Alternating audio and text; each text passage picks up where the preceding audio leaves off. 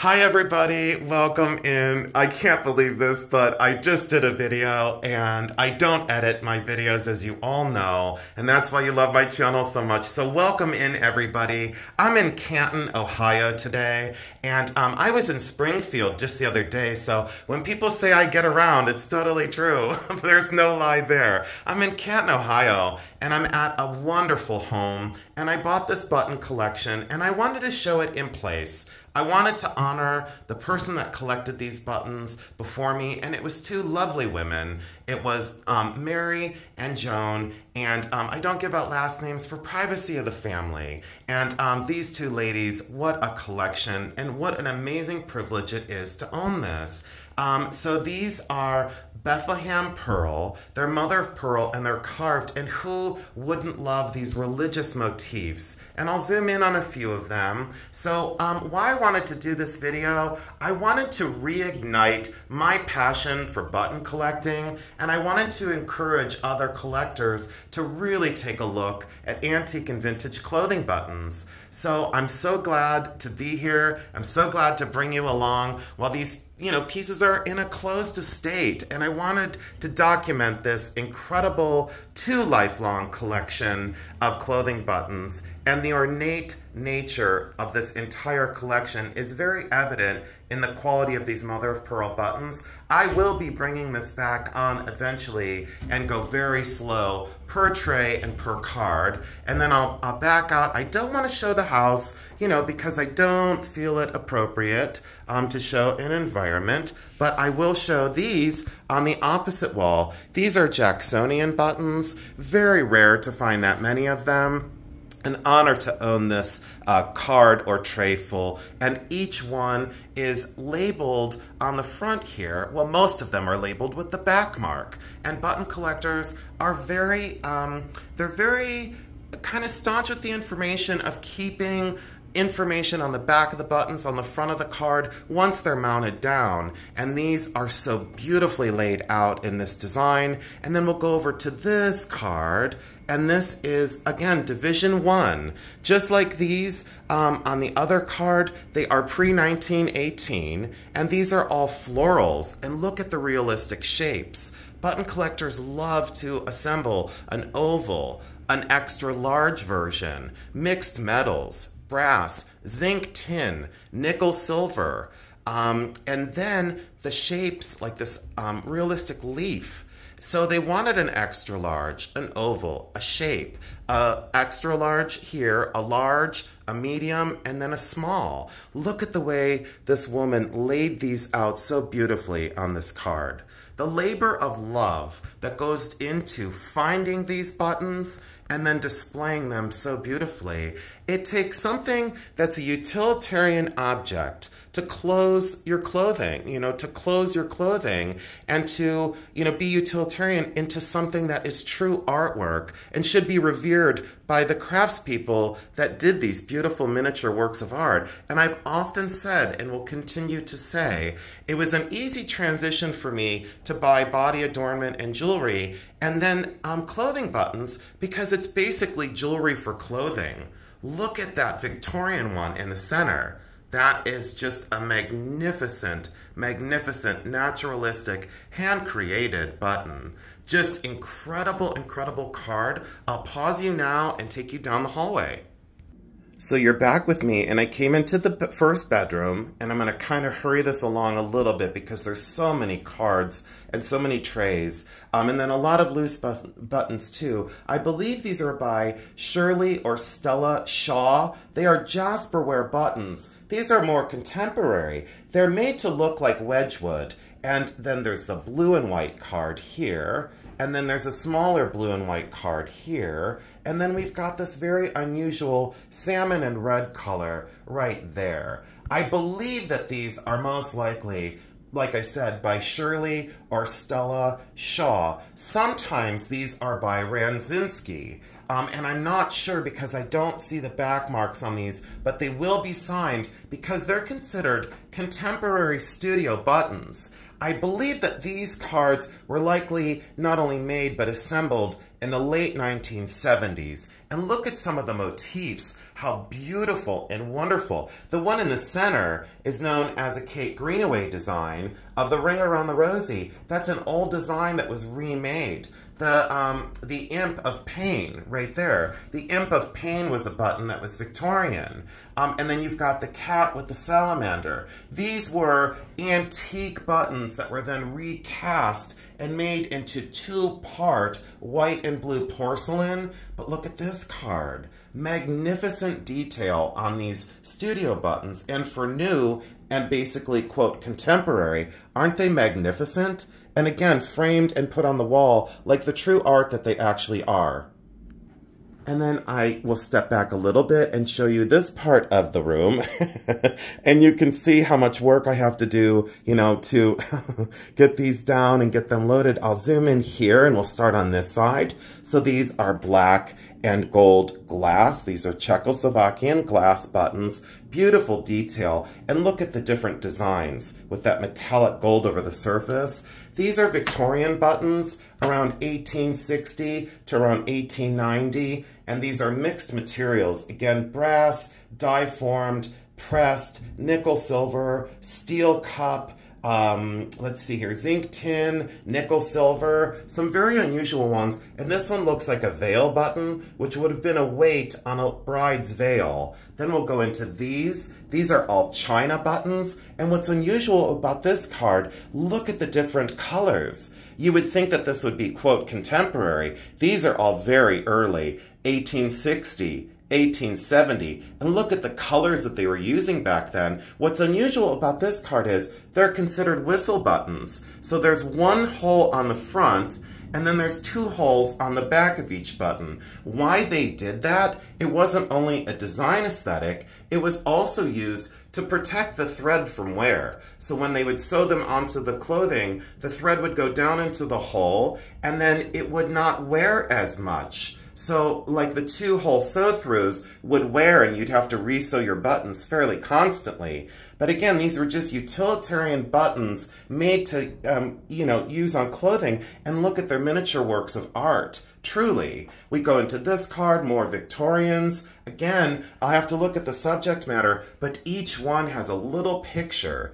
Each one has an Asian-themed picture on each one. Again, mixed materials, but look at the way that's laid out on the card. Beautifully done. Truly beautifully done. Then this card is Victorian black glass, and it has silver luster. So those are synthetic cut steel studs, and those are just molded into the glass. So we'll go back this way a little bit, and I'll show you this row. And I'm so glad to be able and so honored to document this on the walls. And the family, Gail, the daughter, was so lovely to allow me the opportunity to video these on the walls to show you how they were laid out and what this collector thought about each individual button, and then assembled them together and laid them out so lovingly. Can you imagine the amount of time it would take to not only find this many Victorian buttons, but then to lay them out so intricately on these cards?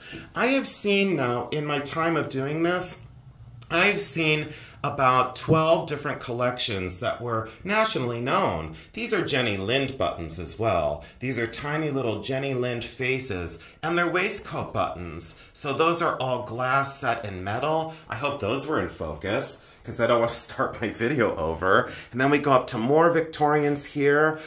Beautiful designs, a lot of florals, and then some are actually tinted metal. And I'll get into the construction and how these were made in other videos. But again, I just wanted to make sure that I had documentation of the collection in place. And these are Chinese robe buttons. I have a very large collection of these, and there are several on here that I don't have. So I would love to be able to keep this collection safe and together, because those are very interesting to me as a collector. Zoom out again a little bit, and then I'll move you down here so carefully and show you some more. So these are opera themes on this one, and there might be a few storybook, but look at the intricacy of that card. And a dual mat. to really push and pull that surface of how this collector put that card together. Very directional, very beautiful. The craft of these buttons, again, very timeless. And when you look at our buttons today, does anything look like this? The answer is no,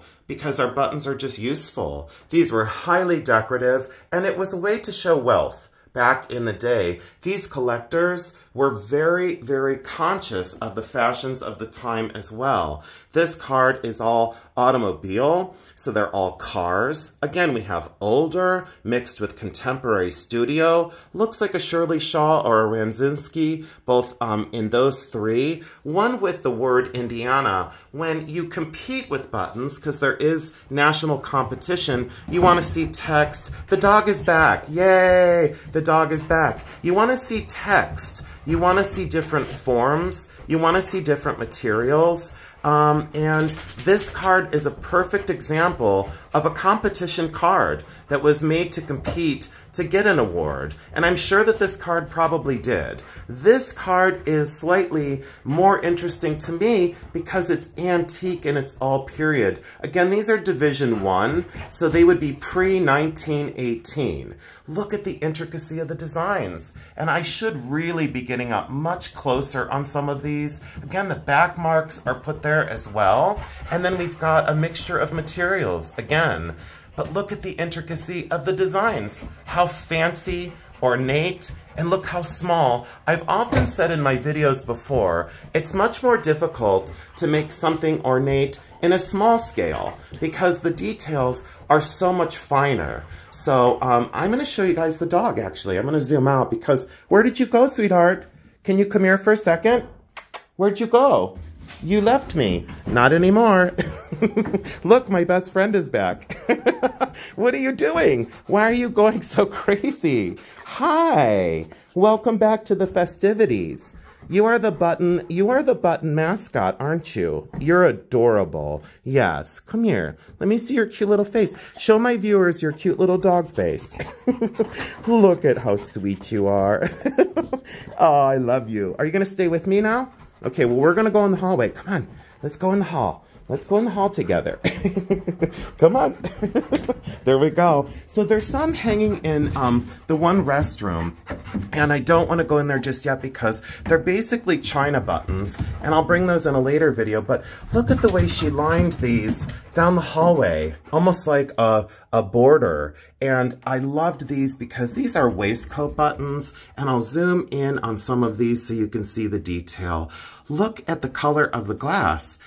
What's unusual about these is they do survive, but they usually are not this ornate. They're usually not that complex. And what I loved about this card is it does have provenance of the previous collector before it made it into the collection. But look at the intricacy of the inlay. Look at how the designs are. And you would think that these are, 1970, 1980. These are like 1860, 1850. Amazing to think that this design and color was used all the way back then. This card is all lavender glass, Czechoslovakian mostly, but all lavender glass. And look at, again, how each button is different from the rest. Very well thought out when the card was laid down as well. So that, again, will go into my collection and probably never leave because I wouldn't seek out lavender glass as a collection, but once I see it together like this, I realize that's just beautiful. There's something so amazing about each one, and then when you put them all together, what a beautiful story it tells. This one stole my heart. I have an affection for diminutive. I'm nationally known for it in the collectors groups, and I've been a collector of the National Button Association since 1993.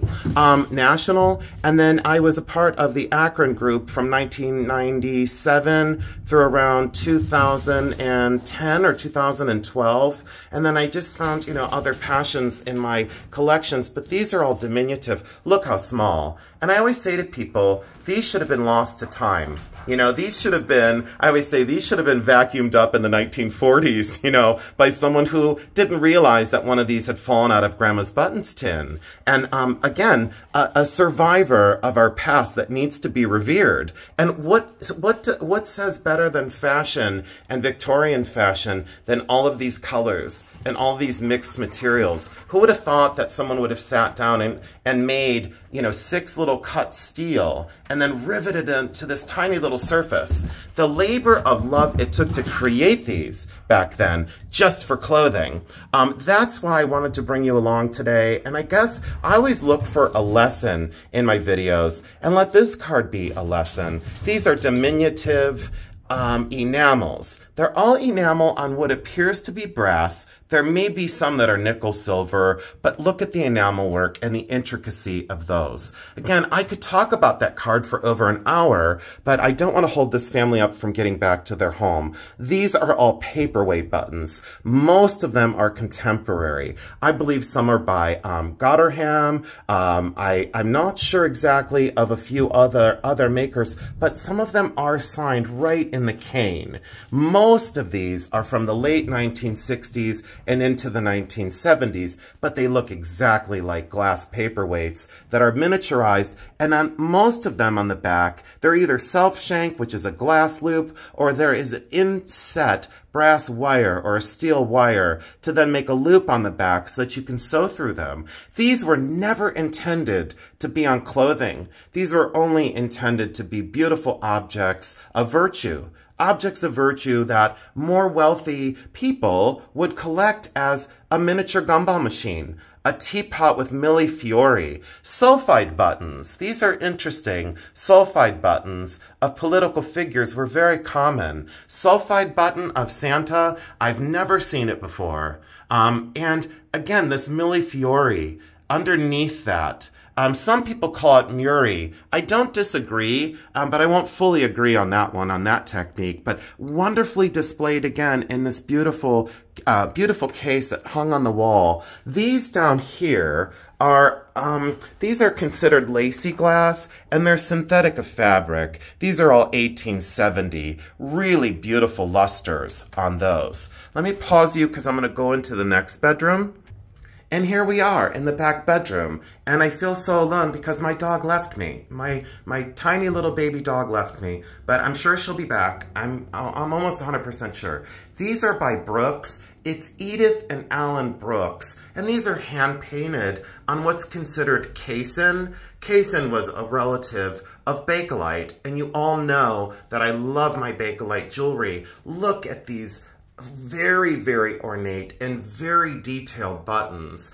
Lotus blossom, ladybug, butterfly. Look at the wings and the craft on these for just paintings on plastic. Edith and Alan had such a skill and such a design. Each one is a little masterwork. So again, will I sell those? No, I'd have to keep those. Those have to be committed to my collection because it would take me a long time to find that many. I have a few scattered throughout my collection, and again, when I went home and I looked through my collection, I thought, do I, need this collection? And the answer was yes. I fell in love. I don't know what else to say. I don't know how to sometimes explain why I buy what I buy, but look at these. How could you not want this? It's a tree that was stenciled onto the board to then contain these berries or these fruits of miniature paperweights. Look at how small. Most on this card are right around 1900 to maybe around 1915. Oh, my baby's back. Hi, sweetheart. My baby dog is back. So look at how that's constructed. Again, the balance of color, the way this collector thought these cards out really truly speaks to my artist heart and my collector's heart. So again, small enough to go anywhere on a wall, and then why wouldn't someone be interested in this? I would love to reignite my passion for collecting and also educate others so that they can collect as well. I skipped over to this wall, and these are competition cards. I won't spend long. More contemporary enamels and designs, beautifully laid out.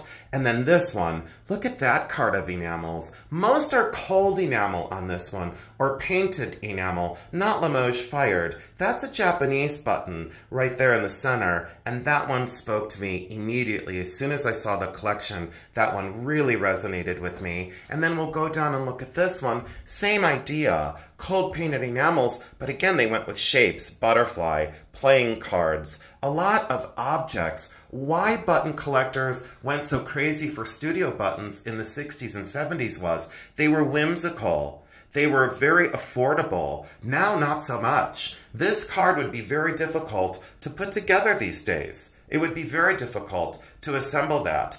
Extremely difficult, as a matter of fact. And you could, if you had, a lot of money to spend. This one, I have 3 cards in my collection. These are considered mother-daughter buttons, and why they consider that is size. So I'll zoom in. These are all Victorian picture buttons, and there's the mother and there's the daughter. Same thing here, mother, daughter, larger and smaller. Each one has to be an exact of the design. So you can't have any variable. They wouldn't allow any sort of variation. Can you imagine how long it would take in a button tin to find the mother and the daughter of each button? This card probably took 20 or 30 or 40 years to accumulate. And it's not easy. Why I say that is, in a button tin, a normal button tin, you'll find one of those. You'll find that one. You're going to have to look through 30, 40, 50, 60, 100 button tins to find the baby version of it. Most of these are more unusual themes as well. I believe that's called Charter Oak. I'll have to look that up. Most of these all have names. Robinson Crusoe on that one. So when you get into the button designs of the Victorian picture buttons, there's a reason for the designs. This again right here was one of my favorites. It tugged at my heartstrings. I do have painted china in my collection, but nothing like this. This humbled me. This humbled me to show that this was so lovingly put together on this velvet. Again, it will never leave my collection. I want to share these with the world, so what a better way to do it than to do a video and show you, look how incredible those are for hand-painted porcelain. I would say 9 out of 10 of these has a very small stud on the back because these were stud buttons. They weren't sew through. They didn't have a loop and a shank. These were stud buttons that went through the cuffs or the holes on a jacket, but didn't have a loop shank to be sewn on. But again, look at the complex designs. Look at the ladies. Look at the florals. Just absolutely stunning collection. I'll pause you there for one more card in this room. And thank you all so much for still being here with me. I'm going to hurry this video along. We're only at 22 minutes in, but I really want to thank you for sticking with me because some of the later cards in the other part of the home are incredible because they're all Asian themed, Chinese and Japanese, and just difficult to find in contemporary times. These are again mother-daughter, so we have the larger, the smaller, all the way through the entire card. The dates on these would be around 1860 to around 1875 or 1880. So I will zoom in on these when I get this home. And look at the moon with hand-engraved little stars on each one.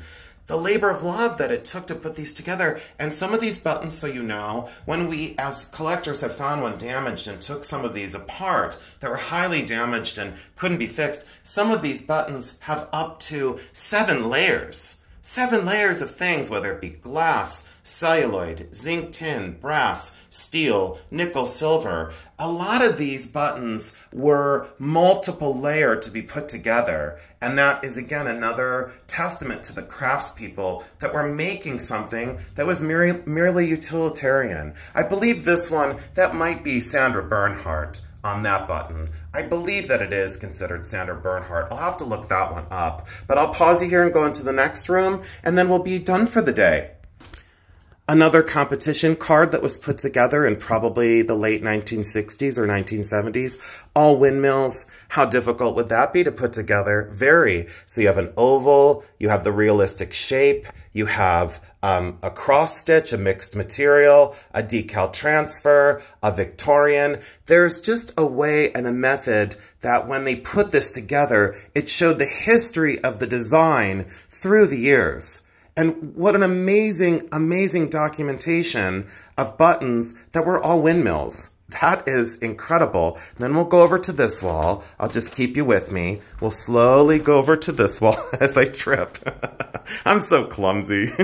So we've got this card, and these are decal transferred. I think that these may be studio buttons as well. So the cat is just incredible. Who wouldn't want that cat button? You know, who doesn't have either a Siamese or a Tonkinese and would do anything to have that? The birds are great. The butterfly is magnificent. Likely studios. And these are cinnabar. We see cinnabar jewelry a lot. And like I said, buttons are jewelry for clothing. And this is, again, a further proof that they used the similar material of cinnabar carved. These are Chinese, and that one's very old. The one on the bottom, and sizable. For scale, look how large that is. Very, very large. Some of these buttons will get very large. And some people say to me, what's the largest button you've ever seen? Well, the largest button I have in my collection is 4.5 inches across. And some people said, well, that was a purse ornament. And I said, no, it was a cloak button. It was one single button on the top of a cloak.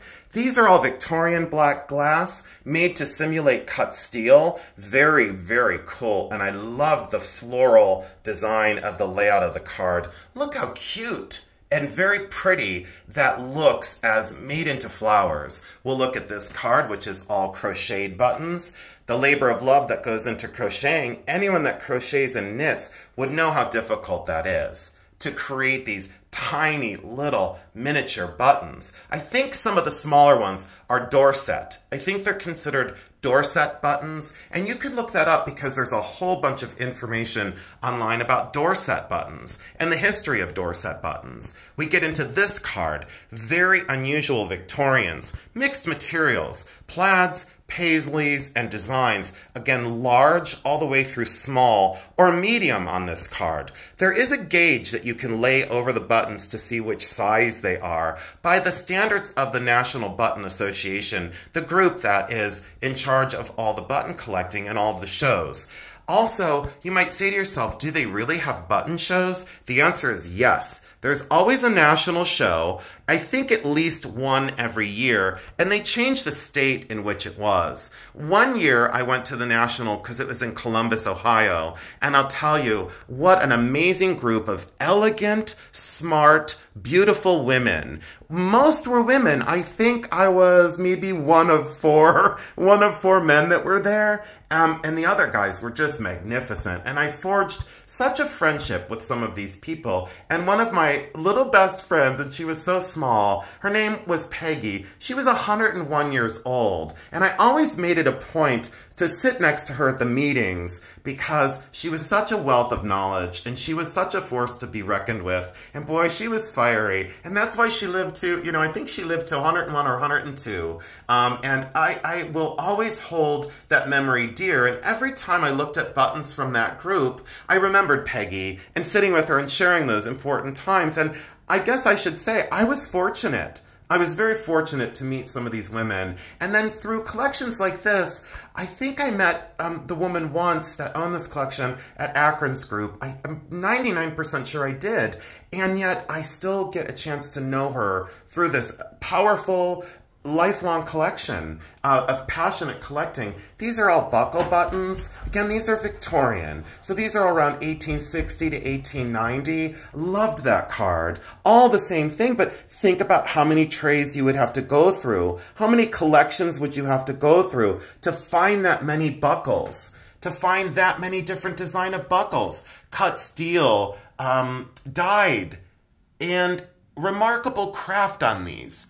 Again, the size of a nickel on these, so imagine putting that much detail on the size of a nickel. It's an incredible labor of love, and I really want this video to be seen by so many people. I want this video to be seen by as many people as possible, because hopefully this ignites new collectors and ignites the love and the passion that these really sophisticated women had. And lovely, lovely ladies. These are carved mother of pearl.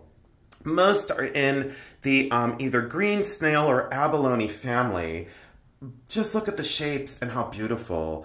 I don't know what else to say about these. There's something so simple about the forms, but the craft is amazing. These are all Victorian, and I believe they were going for pierced designs, because these are basically, most of them are open work. They may have went for florals on this card, or they were documenting 18th, well, late 18th and into the 19th century buttons on this card. Cut steel on some, so you see those tiny little cut steel, and each one was hand faceted and then applied to the surface. Really a work of miniature art. We'll skip over to this one as we come over here. Mother of pearl escutcheons in this one, or mother of pearl set in metal, I should say. Mother of pearl in metal. Again, from around the earliest one on this one's around 1865 into around probably on that one, like 1960. So a documentation of pearl in metal. Hi, Pop Pop, welcome back. Oh, there she goes. She took off. These are cut steel on mother of pearl. Some people consider these miniature deluxe buttons. I wouldn't disagree on some of them, but cut steel, escutcheon on mother of pearl. So you have those tiny little carved mother of pearl, and then all of these little cut steels. Look at that design of the crescent moon and the star and the other little moon. Wow, I'm lost in the collection, and I hope that this video is acceptable in terms of, you know, really giving honor to this collection. These are fabric in brass. I love this card. That will stay with me as well. I will never sell that one. I just can't. I just can't do it. And we'll zoom in on this one. This is unusual. Not sure the artist on this, but almost all the same hand. These are all laminated and inlaid wooden buttons. And look at the dog with the umbrella. You know, when I looked at this, I thought, oh, that's too contemporary for my collection. And I just fell in love with this one. So this is going to be tough to sell any of them. But I do need to sell a little bit to recoup some money and also to bring joy to other people. The little tools right here, the gardening tools, that stole my heart as well. The tractor, I loved that one. I loved the rooster. There's not many I didn't love. The cat, are you kidding me? Look how whimsical some of these are for wood. And someone so carefully cut the wood out and then inlaid it. The realistic flower. I'm going to have to do research and see who this is and give honor to the person that created those, the artist that so lovingly made those. Hi, Pop-Up, you're back. So, owls, these are a documentation of owl buttons. Again, some shapes and mixed materials. This dog is cracking me up over here. That is definitely a Shaw or Ranzinski button. I used to remember who did these, hand-painted on Lucite, Moonglow Lucite, and I'm blanking out on the artist that did that. But some of those owls are, look at the faces and the expression. People that love owls would love to have this history of owl buttons. I'll pause you there and go to the other side of the house. So going down into the sunroom, which is incredible, is this tray of Satsuma and China buttons. I'll study that on my way out. Very unusual size on this one. Look how big. There's my giant hand and my giant ring, and you can see how big that is. We'll come down here, and on this wall, some interesting things. This is a very commonly known button. Used to be extremely valuable, and we'll talk value eventually. I don't want to discuss that in the video just because there's so much visual information, but things like this that used to sell really high are now more moderately priced. And this was a commemorative button of the Crown Prince's marriage. Very, very cool to have the two commemorative stamps with it as well. But that's a hand-painted Satsuma button. And then these are just absolutely exquisite. These are all, oops, it's okay, hold on, we're gonna pause. So the dog just came in and had something she wasn't supposed to have, so we had to get it away from her. And you know, me working at a clinic for 17 years, I was like, we'll get it, don't you worry, and we got her. So Maisie's perfectly fine, and in the other room, I think she might be in puppy jail. So these are Satsuma, and I could talk about these for at least another 45 minutes just by themselves. Hand-painted Satsuma. These are Japanese, most of them. And look at the design. That's wisteria. It's just upside down on this side. I guess I should maybe get my finger in here somewhere. I don't know where my finger's at. That is wisteria. The irises, the butterflies are incredible. Some of the more simple are actually some of the most desirable. So sometimes when people say, oh, they have to be complex. No, not necessarily. Not true anymore. And the age on these, you know, some of the collectors are going for much newer than that.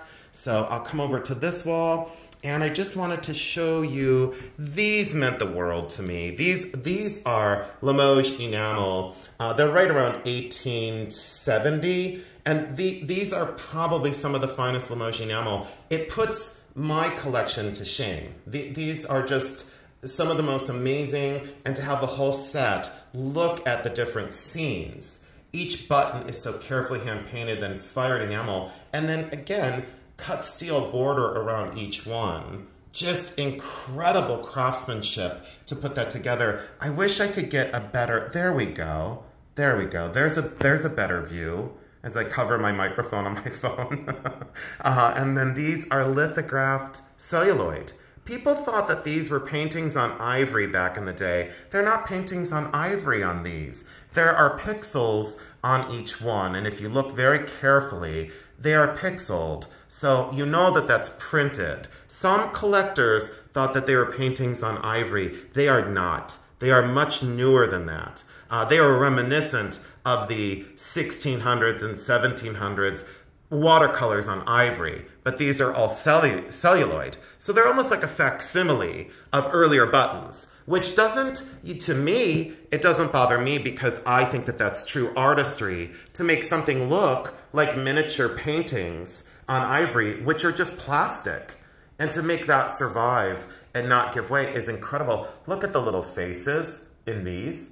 Just absolutely outstanding. I did ask the family if I could acquire this amazing Russian spoon, and they said yes, I could. And then I also bought this incredible pendant as well, because I just fell in love with that when I was here. I really did fall in love with that. That was, to me, just incredible. We'll come down here, and we'll look at a couple more of these that are hanging. And then I'm gonna let you go for the day because I do want the family to get back on the road. I do need to load all these up in the car. It will take just a little while. These are Victorian, laid out in a Maltese cross. I loved the form of this. And again, taking back that Maltese cross design, you know, making something that maybe a different culture made something a negative connotation and turning it into positive. The design of that card, the way it's laid out, incredible craftsmanship, and those are all Victorian. And then we'll go over to this wall right here. This right here is the closet where most of the extra buttons were stored. I'll get to that in just a second, but here's the other cards that I acquired. Christmas themed, that is definitely something that I would sell just because someone will love this. A collector would go crazy to have that. A Christmas lover, someone who loves holiday, would really truly love to have an assortment of Christmas tree clothing buttons. The red glass card is incredible too. There's collectors for just red glass buttons or red glass in general. These are great iridized glass buttons. Look at the dragonfly in the center. The lacy glass right underneath. That's around 1870, 1880. Reverse painted from behind to get that design underneath that glass, and then embossed over the surface. And then we go over to this side. We have the immortal gods on this side, beautifully carved. And then we come down to this. Cross-stitch florals in ovals. Fantastic. More than likely studio buttons on this one as well. Produced in the late 1960s or 1970s. We'll come over to beautiful backyard as well. We'll come over to this. This is going to be hard to get on camera because the glare is so drastic. So I'll stand back and I'll just show you. These are fantastic. What's considered Arita porcelain buttons. These were tourist trade from Japan. As I tried to focus in, my camera's fighting with me, of course, because not only is my camera tired, I'm a little tired out today. So these are, as I tried to focus one more time, I don't know what's going on. It won't focus on, let's see. It won't focus on, there we go. Now it'll focus on the faces. The glare is preventing it from focusing, but this is the full set of Arita hand-painted.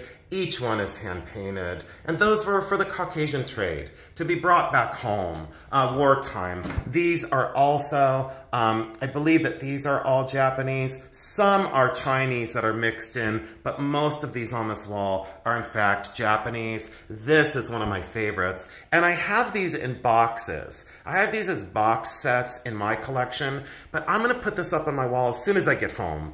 I want to look at this. I want to see these. Every day, I want to see this. These are hand-painted Arita buttons. Those are also Japanese porcelain. And I have them in wooden box sets. And there's one down in a showcase down here I'll show you. These are also the same. These are very unusual because they're the larger size. So that's the thing you want to look for, is anything unusual in buttons, and that's the larger size. So more desirable. Sometimes larger is not better in buttons. Sometimes smaller and diminutive can actually command higher prices than the larger. These are beautifully scrimshawed. Then we'll come into, these are very intricate, very, very small. Look at the paintings on those. And again, my camera's just not wanting to focus on these because the glare, that's all. So once I get these out of the home and back over to my home, I will be doing future videos. And if you want to see future videos, please encourage that in the comment section. But look how she had them hanging on the wall. And that helps me to get a documentation of how she had these hanging on the wall. I absolutely agree with the layout. When I come down here and I look down here, these are what those sets normally are. They have each name of the deities, and then look at the ornate hand painting. These are very small. These are approximately 3/4 of an inch. Imagine that detail to paint each face realistically. Look at the detail in the painting of the headdress. Look at the expression.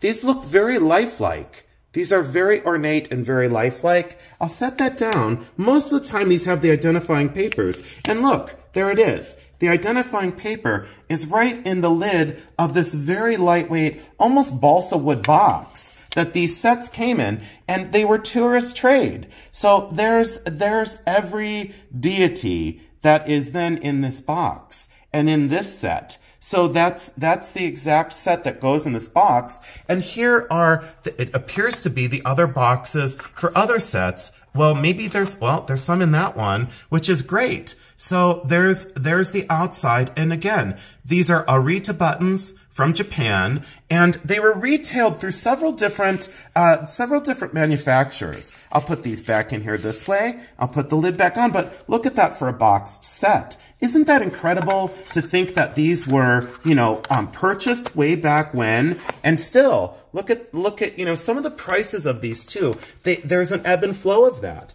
Some have went up, some have went down. Oh, and there's these on the chair that are interesting. I don't want to run out of time. I don't want to keep the family from getting home. So this one I'm definitely keeping. It's the gun, the pocket knife, and the key. And then there is, this one is, oh, these are Limoges enamel. Very, very early. Sometimes those are Swiss enamel. I'm not sure on origin on those, but those are difficult to find. Very difficult to find. And again, we'll get into more of these when I get home. There's another enamel. I think this one is India, I believe, with the birds. So enamel and copper. We'll come down here real quick. I'll show you another card that was just kind of laying here. These are all zebra buttons. Again, could you imagine finding that many zebra buttons? It would take you a lifetime. And that's why these collectors stuck with it. When they assembled their cards, they stuck with it. This array is one of my favorites, and I will be keeping this because the time that it would have taken to find this many mother of pearl buttons. I would love to stand over the top of it, but then you're going to get me leaning down. I will zoom in just a little bit. Let me see if I can straighten out for all of you. Look at some of these designs in mother of pearl and abalone, and these are all ocean shell. There are a few green snail shell in this collection, and that's one thing that I always seek out. And this button right here, I told the daughter, this button right here is one I do not have. I do not have the front view ram, escutcheon on mother of pearl, and I love all of the figurals. I've always loved them very, very much. And as the artist heart that I have, that I was born with, my intuition on looking at craft on things and the way things are constructed, the pierce work, the carving, the miniature, the two tones, the way that they handled the material, and the way that they handled material on this one, the decal transfers. Even though that's a studio button and newer, it still resonates with me. And still, you know, I guess I evolved as a collector. Early on, I wouldn't have looked at that. I would have said, that's too contemporary for me. You know, I'm an old soul. I look at things that are early, and I would look past that normally. Now, my collection has to have that, because I evolved as a collector. And I think learning from these women who were very smart and who did things differently in their time and were ahead of their time, they went to these groups to be social. That's the way they started this. And then here is the kind of, the part that I loved the most is this cabinet that is filled with the work in progress. And I guess as a collector, when I buy a collection, I like to see the mind and the heart of a collector. And you could see that the heart of the collector is here, needs to be revered, needs to be cherished, needs to live on, needs to be documented. And it makes me proud, and it gives me a great sense of joy that I hope that when I reach this point in my life that someone finds my collection and it resonates with them like this resonated for me, if that makes sense. And then when I pull open these drawers to see the work in progress, the hundreds, if not thousands of hours and days and weeks and months that this collection took to assemble, I hope you're all here at the end of this to hear this, because when I see this and I look back at my collection, this is what I would want for my collection. I would want it to live on. And I think that's why maybe I do the videos that I do, is to inspire and to show people the process of collecting. The evolution of a collection, I think, is ultimately important. And you can see that, you know, through the labor of love that she so carefully took all the time to put these buttons on cards, and they're all wired on. People ask frequently, and I should show that. They say, how are buttons put onto the cards? They're wired on. Most of the time with telephone wire, look at these little ladybugs. See, here I go, trying to give you a message and then being distracted by beauty. So the most simple of things for me in a collection are sometimes the things that I love the most. And again, I will remember this for the rest of my life. This is one of those days that I've wanted to show, you know, all of you viewers and friends and family now on YouTube. These are, I need to show these. These are vest buttons. So these were only made for gentlemen. You know, that was, you know, these were gentlemen's waistcoat or vest buttons. Waistcoat buttons, look at the skill that it took to set set glass into metal and not break it. The detail and the craft, again, I just lose my mind. And these are around 1850 to around 1870 on this card. It's the button world. I will promise you, if you start to be interested, if you begin an interest, it will spread very quickly. This card meant a lot to me because I do contemporary studio buttons, and these are large mother of pearl that in my past button video, you can see some of the buttons that I created, that I could tell my personal story and enter the button world and have people want to collect my buttons was one of the biggest honors of probably my artistic career so far. Making miniature sterling silver buttons on mother of pearl and selling them at the shows it made me feel like a millionaire. To have someone appreciate my art truly touched my soul in a way. These are all Bakelite buttons as well. There's a lot of Bakelite buttons on this top shelf in a little container. They're called cookie buttons. These are Lucite. And then I think there's buffed celluloid somewhere. These are miniature glass, and I love them. Little lamp work. But there was buffed celluloid somewhere on one of these cards. And again, not revered by today's collectors, but I love them. These are Victorian black glass. These are probably some designs in metal, but you can see, oh, these are the jeweled ones. And for all my rhinestone people, I hope you're still here. There's the history of rhinestone buttons, circa 1930 through around 1970 on that card. Some real beautiful examples. And then articles that will help me further my information on the construction and the history of certain buttons. And the only thing I didn't find in the collection was a Norwalk pottery button, and most collections have one. So I'm going to have to look really carefully because I am the most insane about Norwalk pottery buttons, and I need to find some in this collection. I hope there's at least one. It would make me, I sense that there's at least one here. I know that when I get home tonight and I won't be able to sleep because of this, I know I'll find one. So I'm going to leave you there for the day. And I thank you so much for joining in, and I'm so glad that I was able to do this. There are some of the Bakelite cookie buttons. There's a lot of things on the top of the cabinet that I need to address. There's some really interesting pieces in this. If I can get it open, there's some really interesting pieces. I need to do some research on some of those pieces, but yes, this was amazing. Thank you so much for joining in, and I'm going to start to get these things out to the car and go pet the dog on the head again and tell her not to get in trouble. So thank you all so much for joining in. I really appreciate it. I hope you have an amazing day, and you know how I end this. I love you because I do.